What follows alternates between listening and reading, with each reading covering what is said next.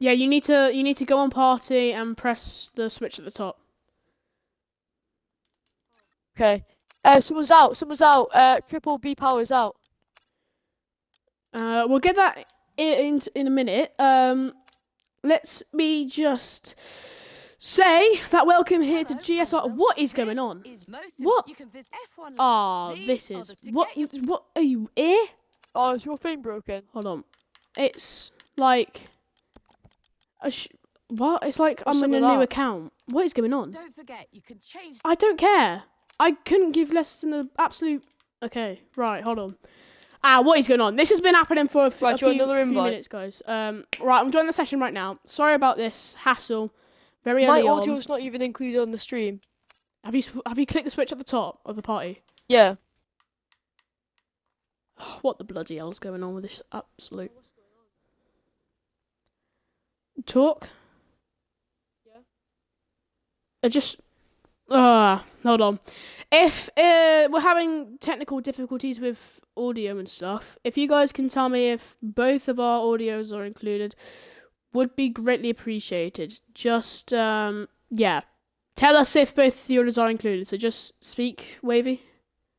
Yeah, what's up? Yours are included. So just speak,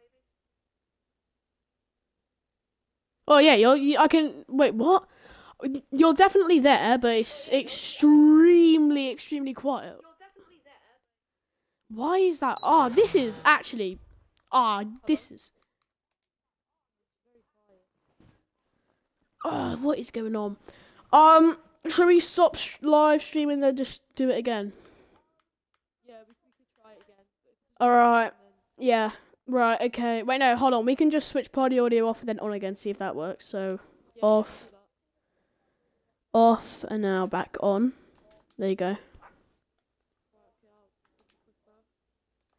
Tell me when you have. Right, yeah, I have.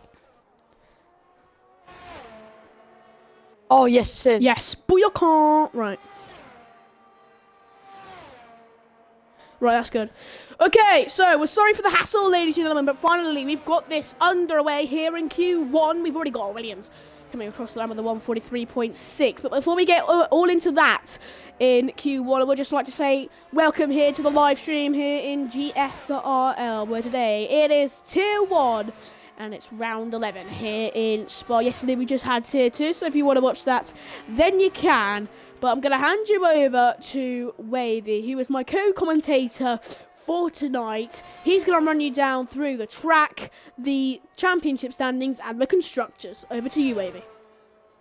Right, so we've got Pavelli, who, if he gaps P2 by 7 points today, he's a Centurion. That's mad. And then we've got Soft Floppy in P2, Stealth in P3, Justin P4, Cost P5, Vessel P6, Fist P7, NTG P8, Ronan P9, Jordan P10, Reese P11, and Rizkias P2. I don't know how to say that. You got Aston Martin P1, Haas P2, McLaren P3, Alpine P4, Alfa Romeo P5, AlphaTauri P6, Williams P7, Mercedes P8, Red Bull P9, and Ferrari P10. Can you run us through what the track is like? What's the details of the track here in Spa? There's 9 left turns and 10 rights. There's the sector 3 is very technical. There's the infamous, I don't know how, Eau Rouge, and then there's the longest track on the calendar. Indeed it is, and that's why Spa is so special. We had a fantastic Tier 2 Grand Prix yesterday, so if you do want to go ahead and watch that, then you of course can. And we just see XRP coming across the line. He is in 6th place, the Mercedes up there in P6.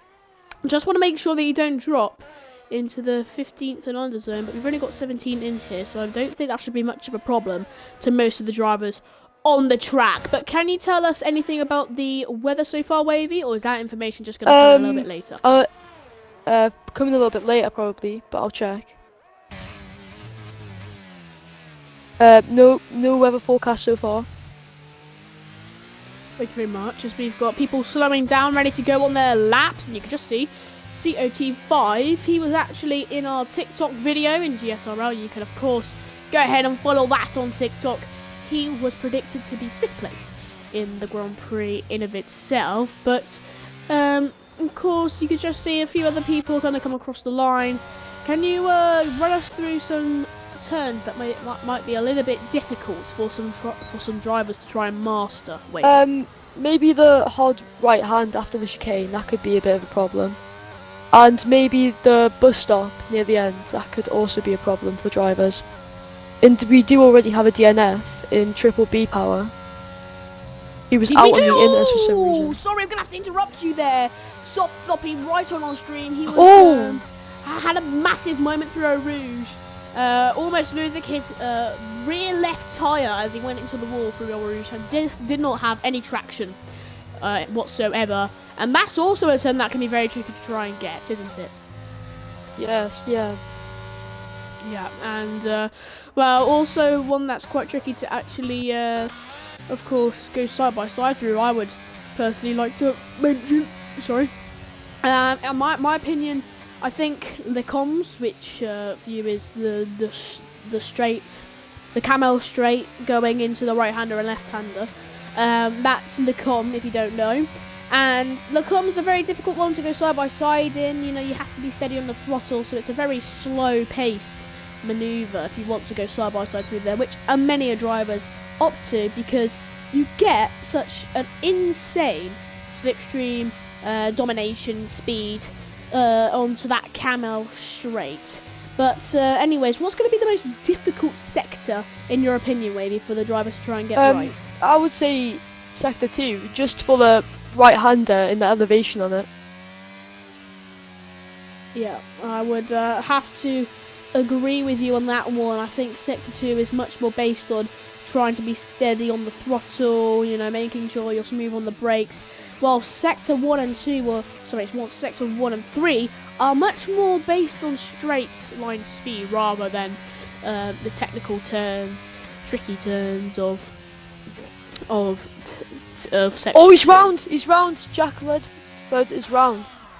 Yep, indeed he is. The Alfa Romeo, and that was just going on to sector 3. Well, he technically is in sector 3, but that turn just behind him right there on that rear camera, that was the final turn of sector 2. Looks like he might have had a moment through there, and that's why sector 2 is just so difficult. We're just going to see if Jack Ledford, will go on another lap or come into the pit lane. But going on to so far Anthony's pace. Where is Anthony inside of the standings? Goes into the pits. Anthony is, I think he might be around P12 area. So he's not a man familiar with the top spots, you reckon? Yeah, definitely not. So the man maybe making a surprise. Yeah, lap? Jordan P10, 33 points. Yeah. So yeah. So Anthony's not really familiar with the top spot. Of course, Q1. Anthony left the league since Australia, so that's why. Ah, all right then. That's. Oh, okay. But anyways, you can see Pavile. I'm pretty sure. How to say his name? Pavelli. Pavelli. I don't know how I got that wrong. Pirelli, but Pavelli. Anyways, he is on a lap right now, and to my understanding, he is P1 inside of the driver standings. Am I correct? Yep. Indeed. Yeah, you're correct. So Pavelli, he's got so much speed that he has conquered and congressed along this season so far. He's going to do it once more here in Spa. Now rounding off that tricky sector 2, he's now going to go into sector 3. This is where we mentioned that potentially it's much more based on straight line speed, good exits, rather than just that technical tricky turns. You can see an Alpine going slow in that section, just indicating that difficulty. But here we go. This is the turn that you reckon was quite difficult for some drivers then, Wavy. The bus stop chicane. Right-hander, left-hander. How's Pavelli going to manoeuvre around this? Pretty much very perfect. Nicely. DRS wide open across the line. The Aston Martin comes, and it's P2. P2. 143.2. Very solid lap. Indeed it is, and it puts him 4/10 up on Exility's time of a 143.2. 23.6, and you can just see someone's going slowly. Adrian is slowing down. Yeah, Adrian slowing down. I'm assuming another person's also having a little bit of difficulty here, and that is COT5, the man who was predicted to get P5 in the race. He's not having a very good qualifying session so far. Across the line he will come, and there we go. He's starting off his lap, and in GSRL yesterday we saw Sharp take the victory in Tier 2. A very interesting Grand Prix in of itself. We saw some drama near the end of that Grand Prix with somebody getting hit to the side. And on stream I said that, oh my, that's instant ban. He just full on went into him on purpose. But no, actually, you could see he got a little touch from behind. That's what she said. And and lost traction, went on the grass and went straight into the side of an Alfa Romeo. So if you're wondering your update on that situation,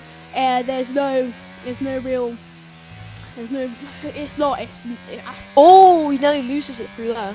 Yeah, COT5, you're saying? Yeah. Yeah, the Alpine maybe having a little bit difficulties here, like Thunder did yesterday round. We said that Thunder didn't necessarily... Oh, that's invalidated. That was a very early turn-in right there. I mean, big spin! He's round! Oh! Yep, big moment. Big moment. Oh my god, you can just see the walls having a little bit of a moment. Very, very lucky. No, look at the wall. Look at the tyres in the wall. What's that? Look on stream. The red tyres are like glitching all over the place.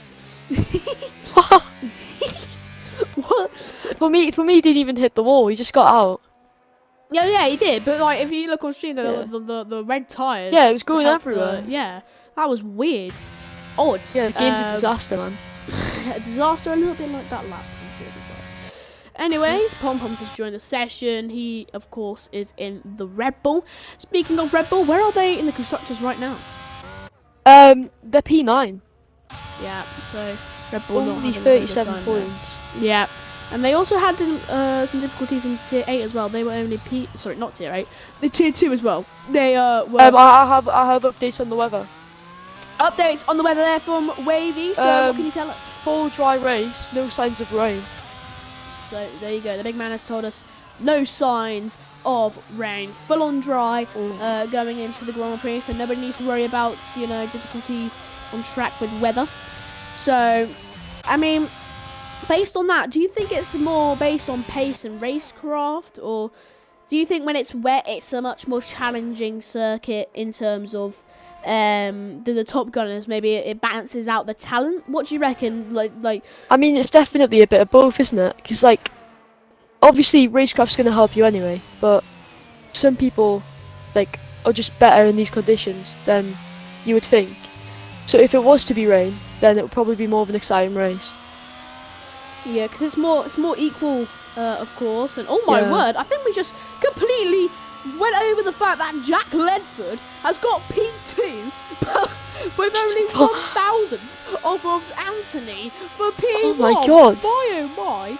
Those two right up there, level pecking in terms of how quick they are. Can you believe it? Absolutely fantastic stuff there from both the McLaren and the Alfa Romeo. Speaking of the Alfa Romeo and McLaren, are they near each other in the championship standings? Alfa Romeo and McLaren, not really. About a 30 point gap. Yeah, so what positions are they then? McLaren are P3 and Alfa Romeo are P5. So they're a little bit close to each other, but they're not in contention of maybe overtakes in those constructor standings. So maybe Anthony, like you said on stream, thank you very much for that, by the way, that the man did leave in Australia. Maybe he's just balancing it out here for McLaren. But Thomas goes P6. Indeed he does. Very good stuff there from Thomas, the Alfa Romeo. And you can just see that Pompoms has not set a lap time because he just recently joined. So we're going to see where he can put his pin on the map. As now going through. Oh, he's round already! No, he's round already! Oh no! That's that's a big moment there from Pom Out in Poms. Q1 goes Red Bull. Well, big spin, and that is it for Pom Poms. He cannot set a lap time, and that is tragedy for Pom Poms. Big moment for a Rouge. Caught the curb, caught himself sideways. That is devastating. Cot just gets past the line. Bit dodgy that. Yeah, It's left it late. Now looks like the time is over. So you can just see now Thomas looking for another lap here, despite with that already impressive 1:43.7. I'm going to hand you over to Wavy to talk through the rest of the lap, as now he goes through sector 2. Yeah, it does look like he's doing alright on this lap, to be fair. But the likes of him putting it on pole are very, very slim with that amazing 43.1.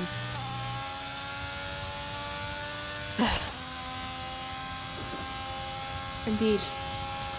And now he's going to go through into the bus stop chicane now. So where can Thomas put himself on the board? He's already got himself P6, looking for that desperate improvement. What can he get? And he's aborting. He's aborting. Yeah, peeling I into was the wrong. pit lane. That is a terrible lap. And Soft Floppy, right as we're speaking, Soft Floppy actually overtook him. And that's P6 for the McLaren. So the Mercedes is coming. Oh, the Mercedes. Oh, Car 5 is in the wall. oh no. So the Alpine is going to be out of Q1 as well. Had to beat a minimum of a 1:44.5. Thank you for pointing that out, Wavy. So Cop Just 5, where I expected it as well. massive moment. And oh my word, the Mercedes! Oh, what a lap. XRP 143.1. Absolutely fantastic stuff from this Silver Arrows, as he's arrowed himself into P1 in Q1. Fantastic lap, puts him well away from that danger zone. You can see Cop 5 though, just from the highs of P1 of XRP to now the dim lows of Cots, as he's struggling to even finish this lap and end off Q1. I'm pretty sure the guy on pole won last time out, so if he can recreate that, that'll be very crucial. It would be. Where are Mercedes inside of the constructor standing? They are P7 at the minute. No, they're P8. Yeah, so they're not particularly amazing either in terms of the standing. So maybe Spa is at a track where maybe it's level on pace between everyone, and that That's Q1. yeah, that is Q1. And I mean, what I was talking about was that it's equal necessarily. It balances out the pace of everybody. It's difficult for everybody. It's tricky for everybody.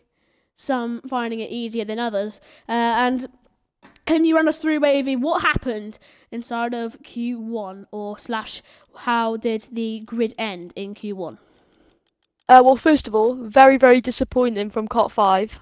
They really did think that he could do better. Predicted P5. And then triple B power. What's he going out on the intermediates for? But very, very good showing from Lewis. Indeed. Very interesting Q1. We, of course, have had some people knocked out, and it's going to be a much more slimmer group going into Q2, battling it out for even more positions. We'll see what they can do in a very short amount of time, a few seconds, mere seconds as well. And Never mind, he is not Lewis. I got my names mixed up. He's just XRP. I was just talking about XRP, but I got my names mixed up in my head. Fair enough. So you can just see now everybody going to come out very soon. For some reason, Thomas is on the medium compound tyres. So very interesting to see what he's going to do with those on. But you could just see Toxic, by the way, coming out of the pit lane. And the Williams just cutting him straight off as they are all exiting out of the pit lane. The attention will be brought towards that Williams of Exility. So Exility, I think he got around mid-table inside of Q1, was able to still get it into Q2. But what would, in your eyes, Wavy, what is the most difficult turn? Basing off of your statistics from Q1, what is the most difficult turn that the drivers went around? Well, we definitely saw outside of after the elevation change in Sector 1 to Sector 2 in Speaker's Corner. Definitely a bit of a challenge there, as that is where Cop 5 crashed most times. And then, like I said, that Sector 2 is very, very dangerous. And that's all. Yeah, I mean, also Rouge, I think it caught about 3 drivers in of itself, just hopping onto the curb, catches the rear end, spins them round, and luckily nobody actually DNF'd from that. I mean, one person did DNF from the qualifying session in Q1. I actually did not see that. Can you inform us of why they DNF'd? He's caught too much curb and he's went into the barriers because the rears. He's tried to turn on the rears while he's went over the curb and he's just spun and hit the wall. Yeah, so that was last Q1. What turn was that? I'm not sure. I was just loading at the session, and I think it was Sector 1. Yeah, so it might have been the Com or maybe Eau Rouge, which is that infamous turn in Sector 1 where you go up and then to the right, going on to that Camel Straight. That is the most infamous turn of all time. But here we go then, folks. So attention now on Exility. Can you tell us step by step of what Exility is doing through their lap, Wavy? Yes. Looks, he's about to go up here, Rouge. Let's see if he can take it flat out. Oh, very nice. Right. And then, now down Camel Straight.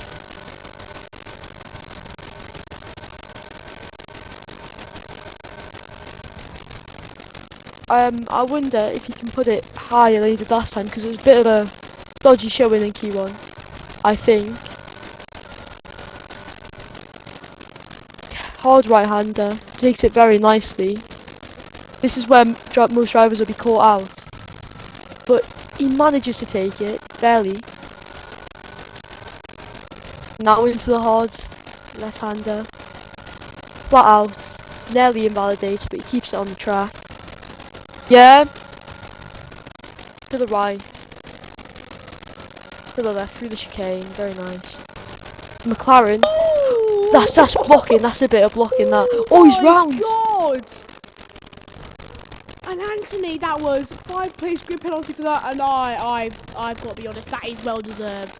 Jeez, Yeah, Louise. definitely. That is definitely some blocking. Oh my word. I'm not too sure though, because usually when you're taking that turn, you cut back over to the left-hand side. Anthony was warming up on the right-hand side, so I'm not too sure if it was just Exility being much more slower towards the racing line, or if it was just genuinely Anthony's fault, just absolutely messing everything up. But yeah, you can see Exility diving into the pit lane after that massive incident. Almost crashing. I'll be back in a minute, mate. Okay, thank you, baby. So a little bit of solo comms just for me now as Pavelli across the line. 144.1. You can just see the Haas car coming across the line now. I think actually, no, that's actually XRP going slower. So is Toxic. And oh, Jack Ledford, 143.7. That's around, I think that's 4 tenths up on Pavelli's time. Very good stuff from him there. Thomas are going to end this first lap on the mediums. I'm not too sure why he's opted to go for these mediums, but he has. And now going to come across the line. What is Thomas going to get? It's going to be a 144.4. Puts himself P6. He's going to go for another run because, of course, those mediums are much better.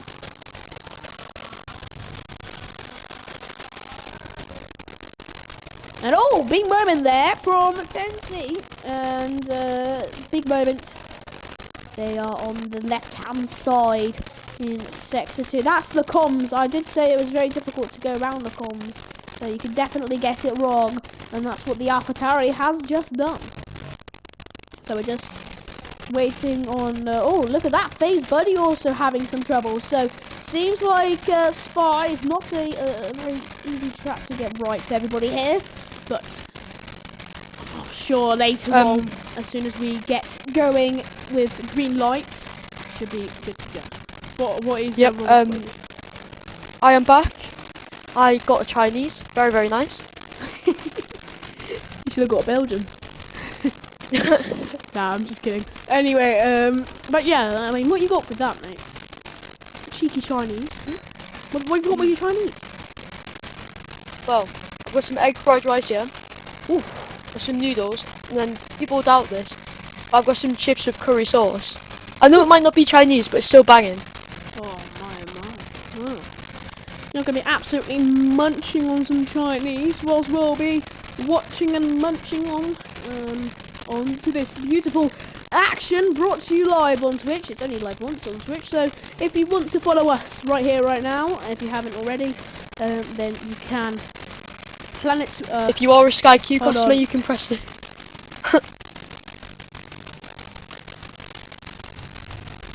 Come on, let's go. Alright, we gotta restart the stream apparently. Planets Moons just told us to restart the stream because of audio difficulties. So we're gonna do that right now. So Right. yeah, please be a little bit patient with us as we will reload the stream very shortly. Right, see you later. Oh yeah, there is definitely audio difficulties.